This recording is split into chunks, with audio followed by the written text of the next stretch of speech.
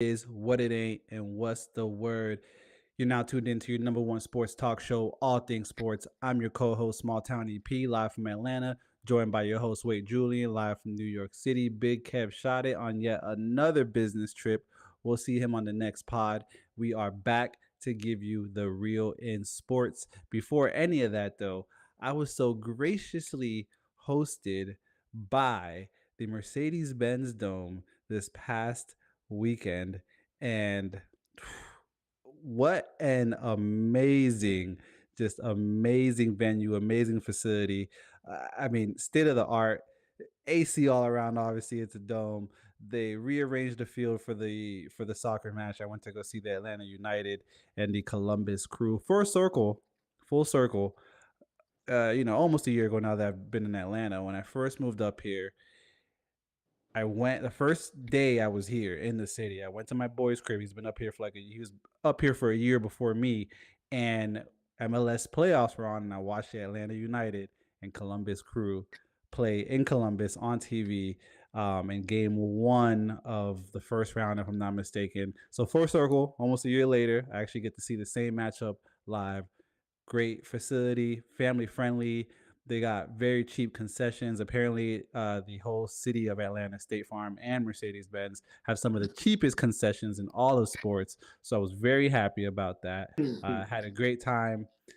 They'll be hosting, the World Cup in 2 years when it's hosted in the, North America. So that'll be super cool to see. And with that, I will transition over into more international play. USA survives Germany in June. I know that we spoke, they survived Australia, Bailey, and we were talking about how, hey, should we be worried? What's going on? I saw the stat that said in the 1996 Dream Team only had to play 9 players that only faced, only had opponents that were in the NBA. Those 9 players that were in the NBA internationally. This year, it's 61 players they will have to see. So, June, should the USA be worried, or is this just a casualty of the game growing larger? Uh, I think both. I think both. I don't believe that any of us should expect Team USA to go unscathed, right? Like as and it's crazy because as good as they are with the talent that they have, clearly, these teams around the world have a lot of talent themselves, have a lot of NBA level talent themselves, and they also play a different brand of basketball in FIBA, right? It's more physical. So all the calls that a lot of these superstars are used to with the superstar treatment, they're not getting that here in FIBA and World Cup. And it's fun for us as viewers, I think, to watch it because we get to see a different version of basketball, and we're not crying about the NBA whistle. Like that hasn't been the conversation. With Team USA, they were able to squeak out a win against South Sudan, insane, and then they were able to also get a win versus Germany, in which both ended up being close games and closer games than we all probably expected. Germany has talent. They're a good team. They're they're there and they're going to compete in this Olympics. Wagner, the younger one especially, Schroeder was playing very good. They had the shooter, I forgot his name. They had a shooter who was hitting, and we're continuing to see certain guys on Team USA struggle. And I think Steph Curry had, I wouldn't say a bad night, but he had an off night. Kevin Durant is still nursing an injury. And they all look to LeBron to kind of save the day, Captain America style, and bring it home, which we could all appreciate. However, if you ask me, I think it's an effort thing. Um, and if Team Mm. USA can buy into, giving maximum effort every night, every play, I think that's the differentiary. If that's even a word, I might have just made that up. But that's the difference between like a 2008 Olympics team, even a 2012 Olympics team, to a 2024 Olympics team. Um, it's the effort level, right? Like, first of all, having Kobe Bryant on a team. God rest his soul. Having Kobe Bryant on an Olympic team, I think, just sets a whole different tone. Like, you go anywhere with Kobe as your competitor, it's going to be a message across the board that there's a goal, there's a standard.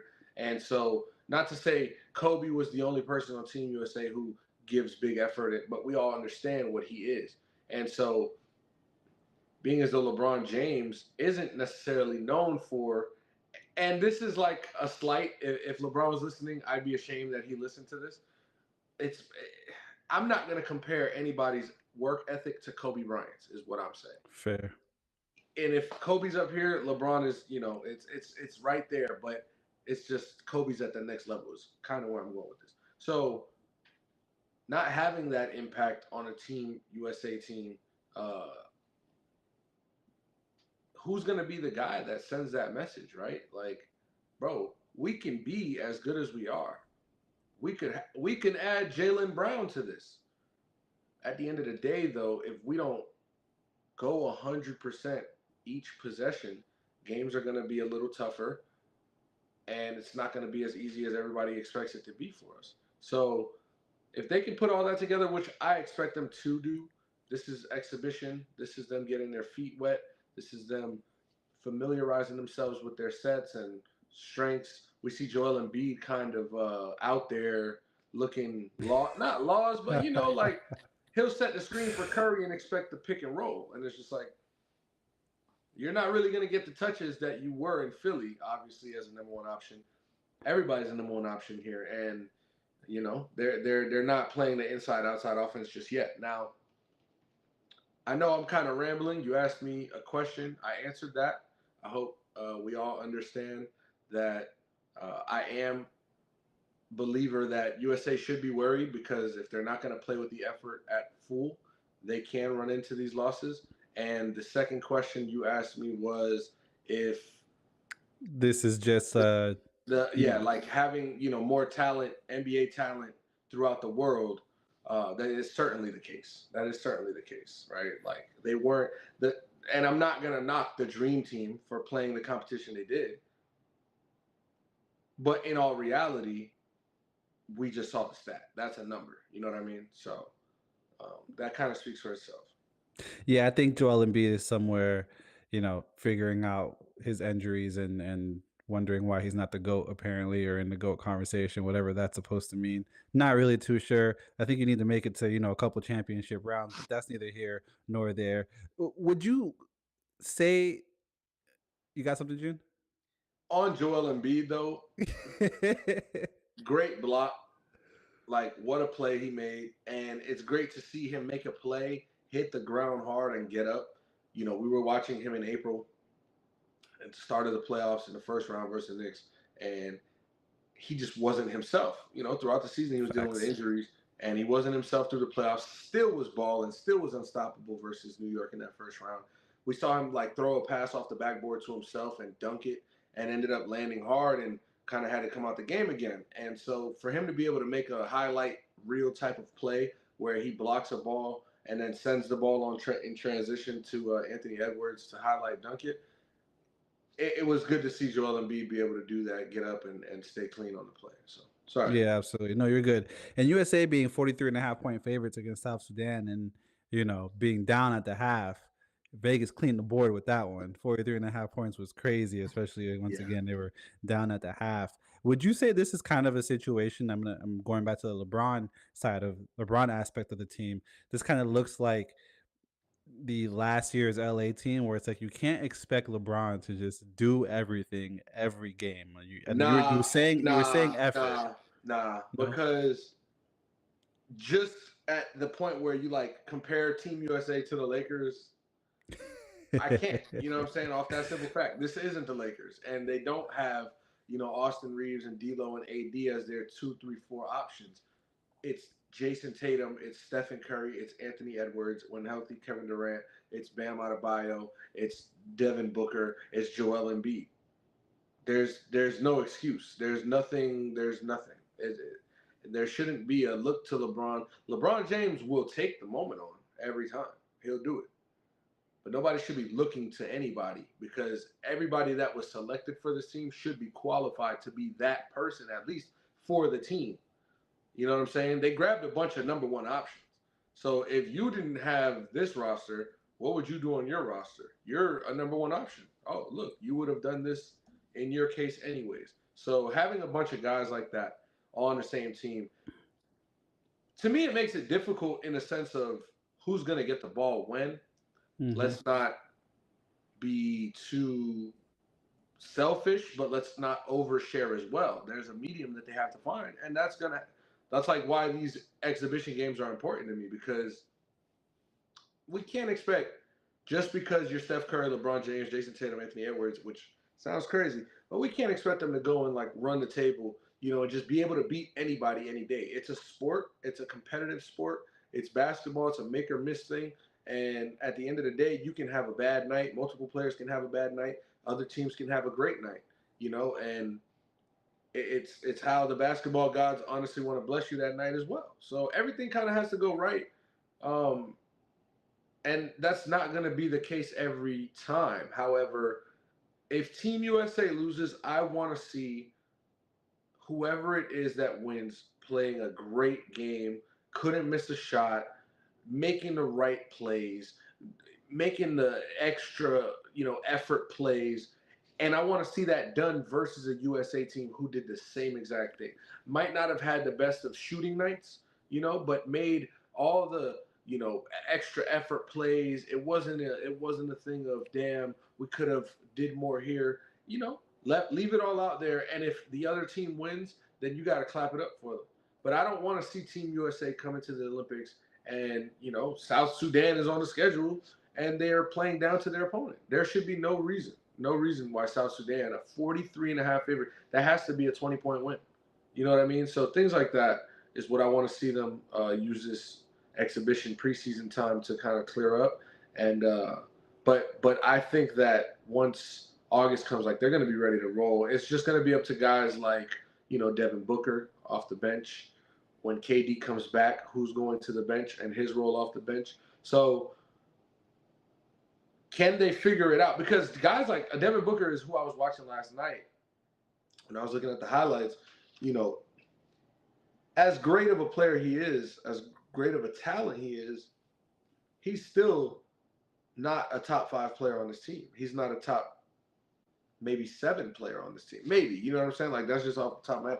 Say he's at 7 or 8. As good as Devin Booker is with his skill set, he can still have a confidence down, like a loss of confidence or a shot to his confidence, just being because he's around all this talent. And it's not a thing of it starstruck or nervous. It's a thing of like, everybody's got their thing going. Can I get my thing going with less opportunity? And so it's just, hard to figure out. So I'm interested to see how Devin Booker plays throughout the tournament and if he can, have like a big game for himself or, come up clutch in some moments for Team USA because at the end of the day, top to bottom, this roster is stacked. But with the exception of like the last 2 players on the bench and then Derek White. The man Yeah. you love, the man you love to hate. I hear you. Yeah. Yeah, no, I hear you though. I mean, and it's every year, once a year, we get the clips from the Redeem Team documentary where they're talking about the USA and Spain game and how Kobe, in the locker room, he's like, "Yo, another play, first play they're running, and Pau Gasol's gonna be the last screen, and I'm running through that motherfucker's chest." And it was like, "Yo, what the hell?" He's like, "Yeah, because this is war. Like, yeah, that's my teammate back home, but right now, like y'all, y'all my soldiers. You know what I'm saying?" And that might be somewhat something of what they're lacking right now, that mamba mentality, for lack of a better term. I We didn't talk about this pre-production, but I want to bring it up. Someone that did have a little bit of that mamba mentality this weekend, Caitlin Clark, sets a WNBA All-Star record for assists. If I'm not mistaken, the number was 19 in the All-Star game. 19 assists against Team USA. Of course, it's the WNBA All-Star selection versus the WNBA Team USA, which obviously we spoke about it a couple pods back. She was not selected for the Summer Olympics. Do you think this was a little bit of a little bit of a chin check for the committee, or was she just playing ball and this happened to have a great moment?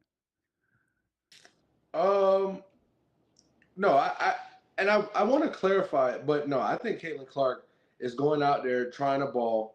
She doesn't want to attract negative energy. You know what I mean? Like, I think Caitlin Clark really just wants to go out there and ball out. That's it. I don't think that she has this agenda of like, I got to show up and show these people. Of course, her coming into the league and having the target on her back, and everybody has kind of like been against her a little bit. I'm sure she has that inner like vengeance, right? But in general, I think Caitlin Clark just came into the WNBA and has always played to be a great teammate with the ability of an ungodly, 3-point shot and great floor vision. So she just Hmm. used her gifts as she goes. I don't think Caitlin Clark was trying to do anything like that. One up on him.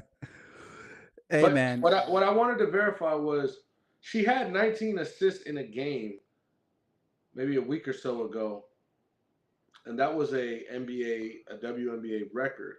I don't know if that was she did it again in the All Star game. if I'm not mistaken, that's what I read.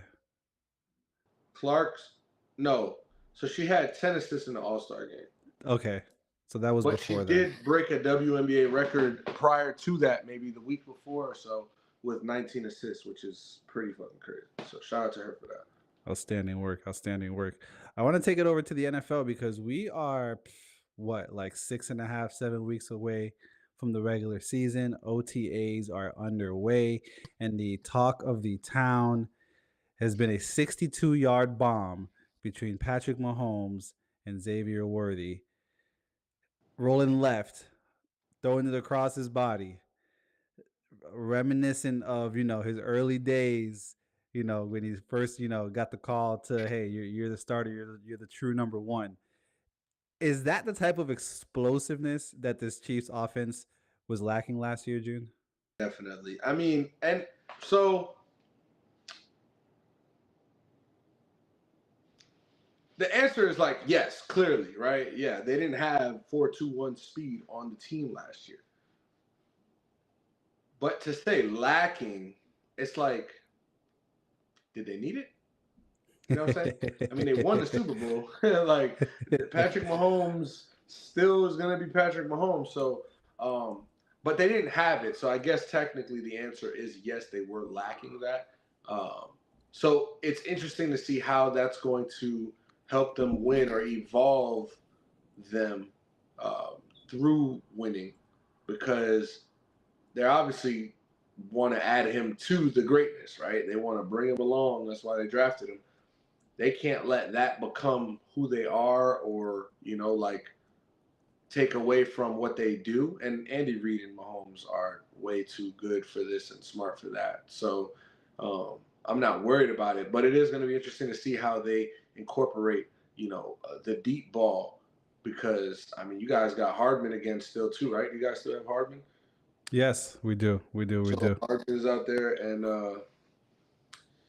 Worthy, man, that's gonna be fun. It's gonna be fun. I want to get over to the chat real quick. Shout out to Cardi in the chat. Dre in the chat as Yo, well, saying, "Yo, June, you spitting." In reference back to the USA team, they can't just beat whoever. He also said, "I think USA is going to struggle the Olympics. They're trying their hardest right now. And other countries having NBA players is really important because they in what USA or they on what USA is on." Is I'm sure what that typo said. And I think that the ATS fam here agrees with you. Agrees with you. I want to stay in the NFL. Whew, a photo of Joe Burrow emerged today, walking into training camp. New look Burrow. You said Cody Rhodes. I said Marshall. It definitely looks a little more Rhodes than Marshall, but the jokes was flying in the group chat. Now, the question is though, June, does a healthy Joe Burrow make the Bengals the second best team in the AFC?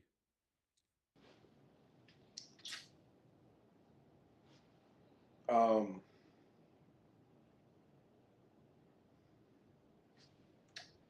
so no, no. I still think that when healthy, the Ravens are going to be the second best team Mm, in the AFC, and that would put at least the Bengals at three, or at highest yeah, three. And that's we can talk about three. I don't think they're number two though. Joe Burrow, as much as he is for the Bengals and what he does when he's healthy, it's no doubt that this is one of the best offenses. I mean, they got Jamar Chase and T. Higgins, Tyler Boyd, or they lost Tyler Boyd, but they have Jermaine Burton now, and they also lost Joe Mixon, and they signed Zach Moss, who we saw in Indy last year making a name for himself and doing a lot for them. So they still have a very dynamic offense, right? And Joe Burrow is still only how old is Joe Burrow? Joe Burrow can't be older than he's 27. 27, yeah. So I'm certain that when he's healthy, they can be a top five team in the AFC for sure. But number two, seeing that AFC Championship game last year, the Ravens, honestly, like we could go back and, obviously it's coulda, shoulda, woulda, or coulda happened this that. Zay Flowers fucked up. You know what I'm saying? He owned it, but he fucked up. Okay, And yeah. L'Jarius Seed made an amazing, amazing All Pro, Pro Bowl type of play and game saving play that kept the Chiefs in it and essentially sent them to the Super Bowl. The Ravens,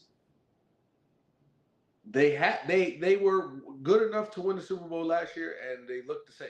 And Lamar Jackson's just a year more experienced, um, off season health. It looks good, so I still think the Ravens, with that defense that they have, are going to be the second best team in the AFC. All right, so follow up question then, since you did bring up Lamar Jackson, who would you say is under more pressure as a starting quarterback this coming season? Is it Joe Burrow or is it Lamar Jackson? Well, I would say Joe Burrow. Joe Burrow, in the sense that last year he missed how many games did he miss too, man? He missed quite a few. Let me see. Joe Burrow games played. Because my thing, I'm thinking about last year, the MVP of the league, Lamar Jackson. He needs to perform well in the playoffs. He needs to um, win a Super Bowl. However, to my knowledge, I heard a stat that no quarterback under the age of 27, except for Patrick Mahomes, has won a Super Bowl. Oh, I'm sorry, under the age of 30. You know what? It was a stat where there's an age. The only person that win a Super Bowl under that age is Patrick Mahomes. So like everybody else like Josh Allen, Lamar Jackson, Joe Burrow are in the category of haven't won. And so with Joe Burrow coming back off of the injury and missing at least 6 games twice in 4 seasons, getting to that Super Bowl was huge, right? Absolutely.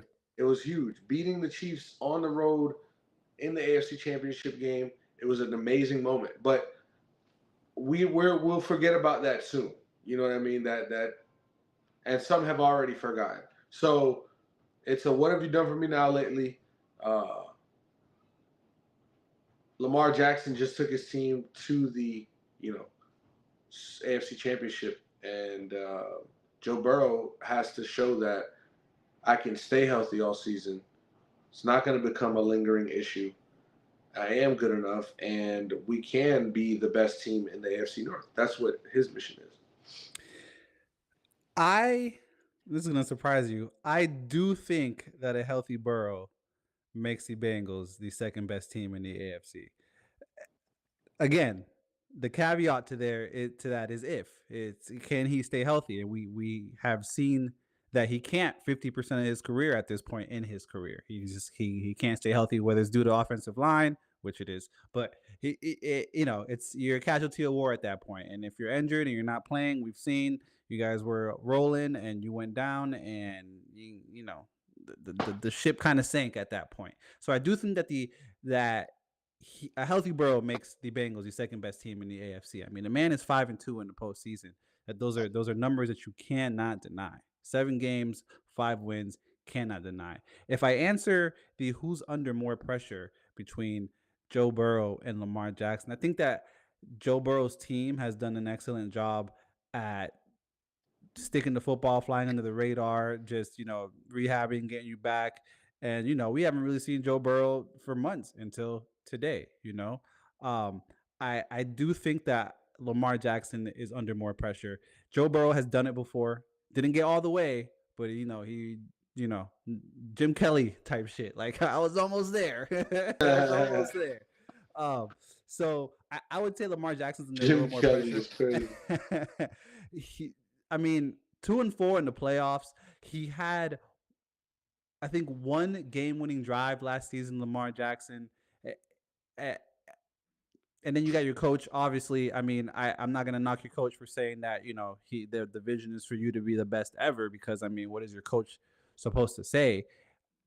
And as much as I would agree, or I would want to agree, we just haven't seen it. We haven't seen it. He had an amazing season last year, fell short to, again, Kansas City Chiefs. Again, 2-4 in the playoffs. It's not good stats, not a good look. I think that Lamar Jackson is under way more pressure than Joe Burrow is this season. Could just be me though, but we got to see. What do I say, June? If fifth was a fifth, We'd all be. you know um something I want to bring up.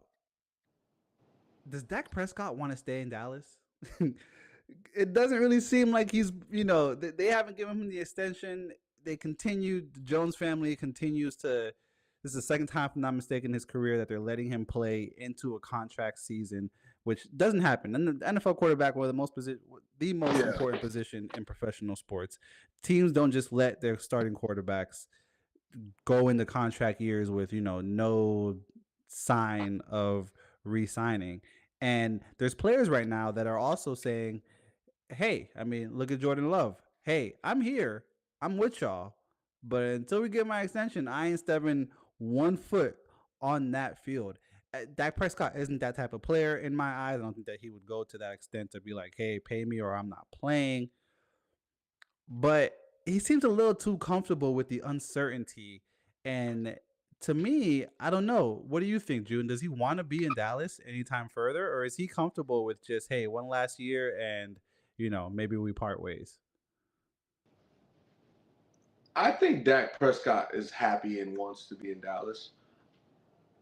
I also, if I could think for Dak Prescott, feel like I would probably be happy in Dallas. Like they have a good situation. They have weapons for him, great offensive line, um,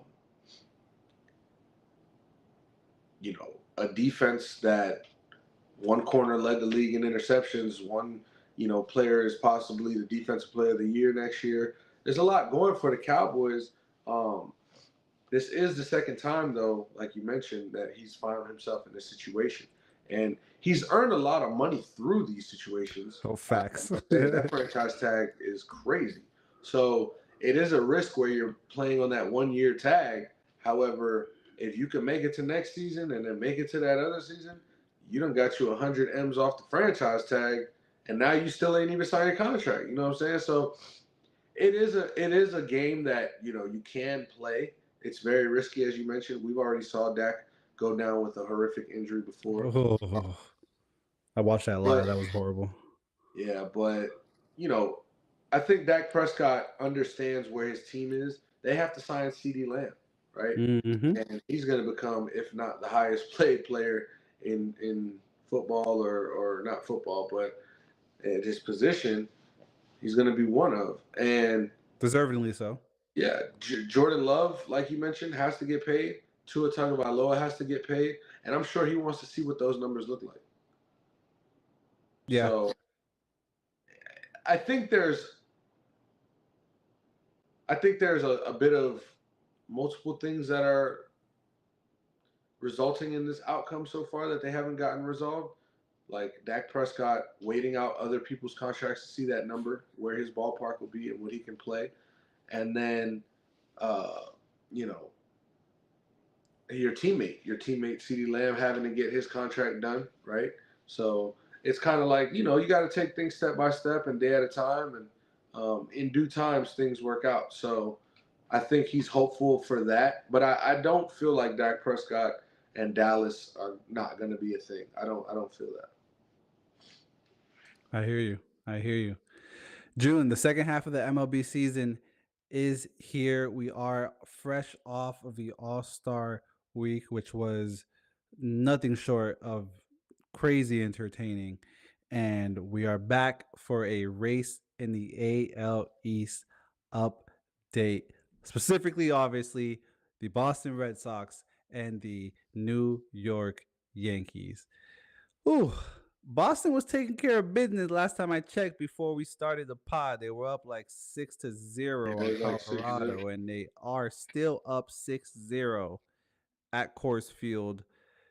Looking like that's going to be a dub. The Yankees once again fell to the Mets in the Subway Series. It's freaking crazy. 3-2. Whew. New York 5-5 in the last 10. That does include a couple of games before the All-Star break. And Boston 4-6 in the last 10, again, including a couple of games before the All-Star break. June, you guys had a rough time with the Dodgers recently. How do you guys bounce back from that series?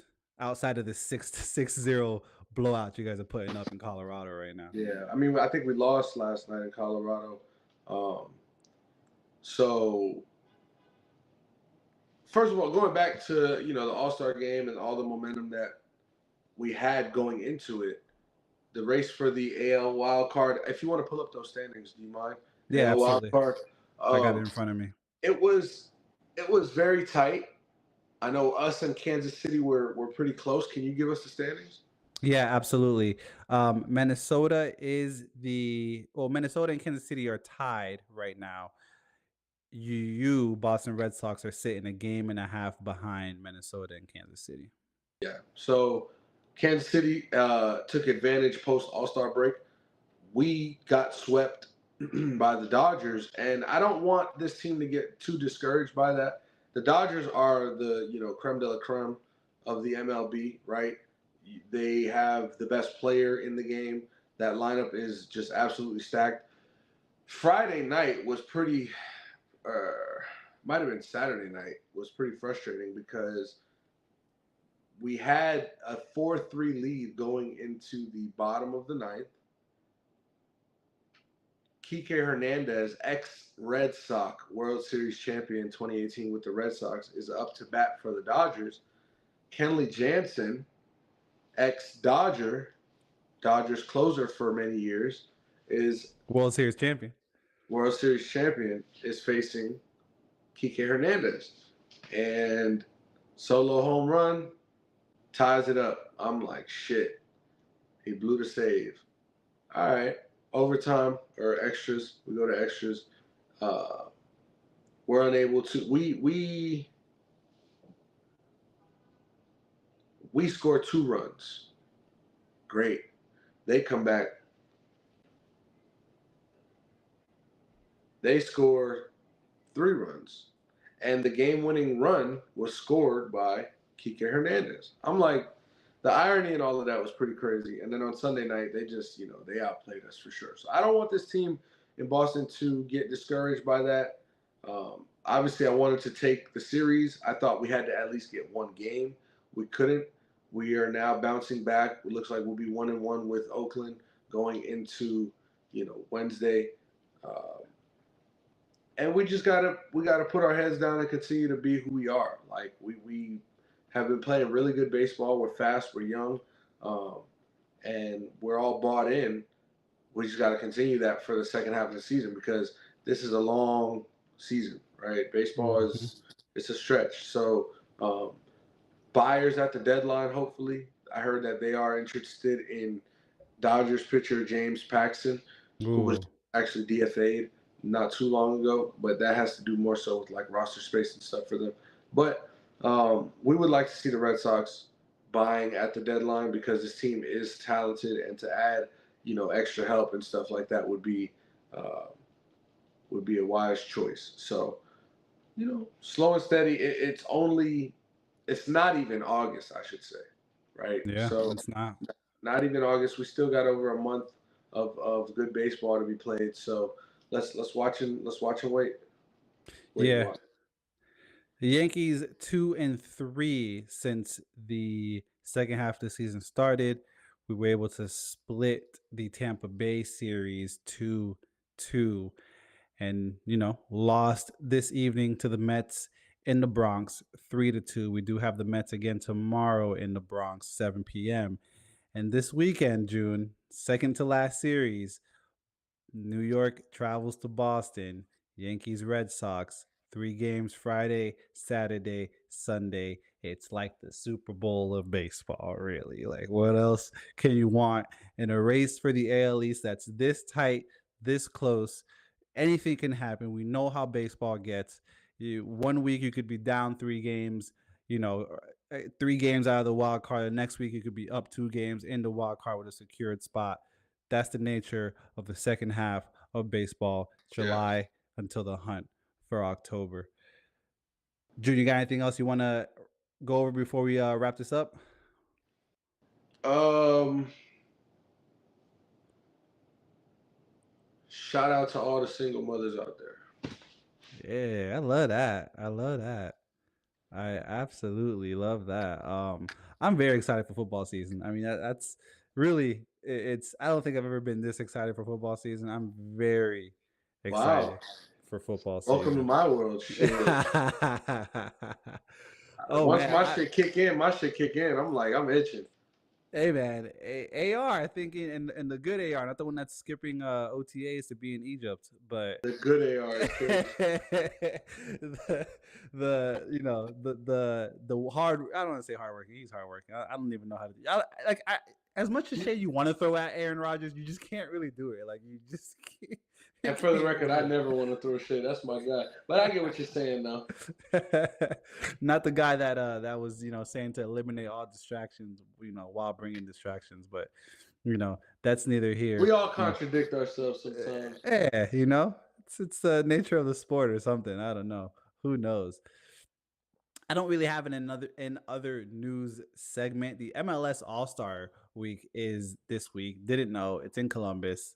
I as a Who sports cares? as a sports talk show host, I shouldn't say I didn't know that MLS had an All Star It's Week, but as an American, it's okay. It's like the way of life around here. We don't know. we have no idea. We have no idea. In the words of Magic Johnson, I'm not going to be there. I'm not going to be there. Ladies and gentlemen, boys and girls, children of all ages, as we cross this 38-minute mark, this has been your Tuesday night All Things Sports Talk Show, your number one sports talk show, hosted by Small Town Productions. I'm your co-host, Small Town EP. He is your host, Wade Julian. We'll see you guys Friday. Friday.